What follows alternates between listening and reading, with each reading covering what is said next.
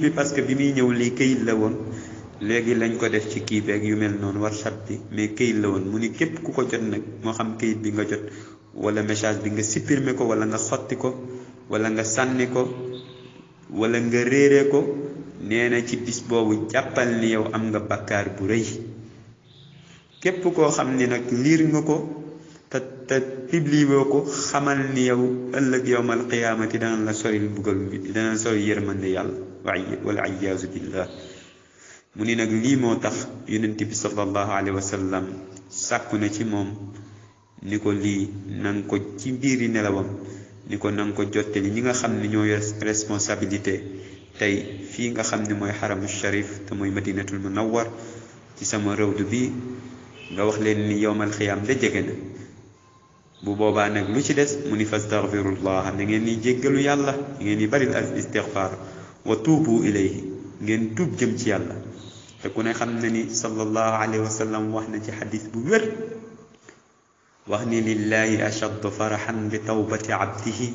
min ahadikum bi rahilatihi mu ni mbokk yi yàlla dina bëgg keroog bu jaam bi ñëwee daw riir ut si ci moom di tuub si nee na ni ngay jëlee sa oto bëgg tukki bi ñor la nga jël sa 4x4 mu jël la yóbbu la ci lu gaaw ni ngay kontaanee ci waruwaay boobu nee na yàlla keroog booy ñëw ci moom di tuub nu ko raw noonu lay kontaanee ci tuub boobu kon mbokk yi dellu leen ngeen tuub mu ni lii gént gi mi ngi amee bisu altine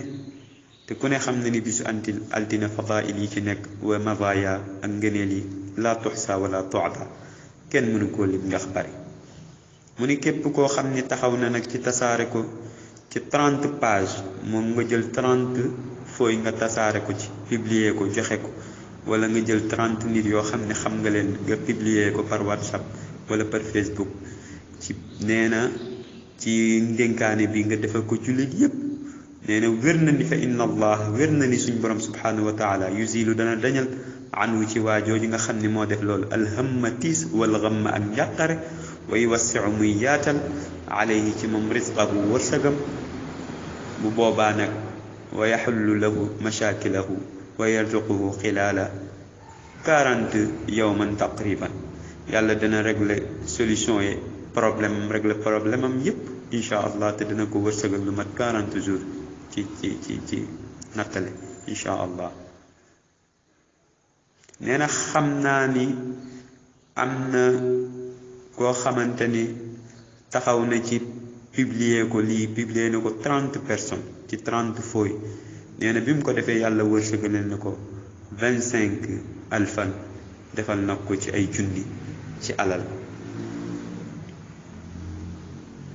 nee na comme ni nga xamee ni am na keneen tamit koo xam ni publier na ko ci 96 moom it ci ay page ci ay fooy yàlla wërsëgalee na ko moom itam ci junni ci 96 ci ay junni waaw nee na xibaar nañ ko nag ni ko benn waay jot na ci ndénkaane lii daan koy weddi waaye bi mu ko weddee rek fa faqada waladahu bi nafsil yawmi nee na ci même jour bi ci lam ñàkk doomam nee na nag lii amul lenn luñ ciy sikki sàkka gëm leen yàlla woone leen pour ngeen gëm yàlla su ngeen gëmee yàlla ba pare ngeen jëf-jëf ju yiw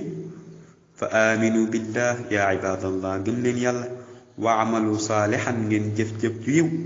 xatta yuwaffiqana allah fi amalina wa yuslix lana sha'nana fi dunya wal axira nee na suñ ko defee ba yàlla dina insha allah jël suñu mbir dëppalee ko kon niñ ko bëggee ci suñuy jaamu yeeg suñuy lépp bu ko defee mu defal suñuy mbir yépp ci àdduna ak alaxira mu yërëm ñu ci yërmaneem googu insha allah nee na ñi nga xam ne gëm nañ yàlla gëm yonenteem bi dëgëral yàlla jàppale ko ci tasaare diine ji jàppale ko dimbali ko topp alquran ak leeram ak lim àndal ci wàccuwaay ak ci lépp lum ci nekk nee na gaa yooyu de ñoom ëllëg yawmal xiyaam ñoom ñooy ñi nga xam ni texe na yàllaa ko wax ci alquran subhanahu wa taala ci suratul araf mu ne ba tey mbégte ñeel na gaa yi nga xam ni ñoo def loolu ci àdduna ci àllaaxira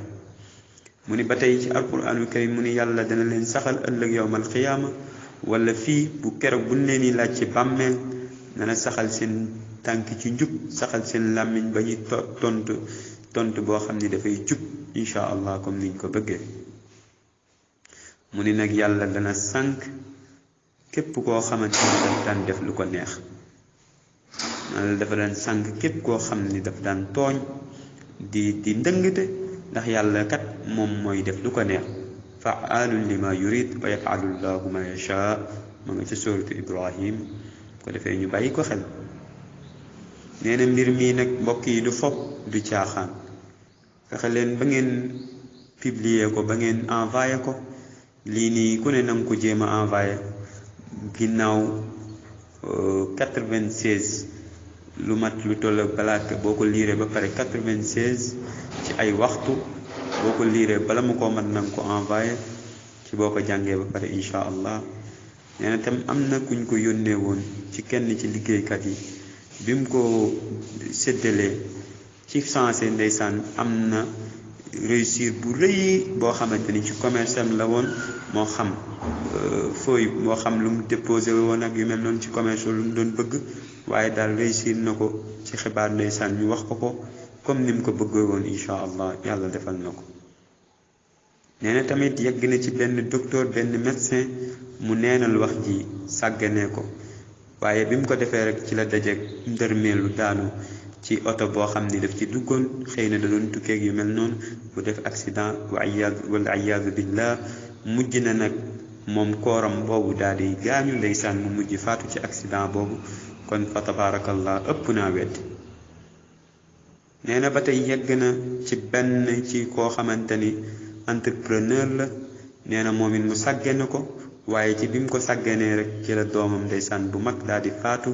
ci xam ni mooy dëkku arab yi koo xamante ni fa tabarakallahu ahsanul xaaliqin. moo tax mu ni maa ngi yaakaar képp ku ci jot nanga ko envoyé 25 personnes insha allahu soo ko defee yow mi nga xam ni yow yaa ko envoyé yàlla dina la bégal insha allah ci bisu 4e jour bi insha allah li nga bëgg yàlla defal la ko. mbokk yi wassalaamu aleykum wa rahmatullahi taala wa barakatuhu.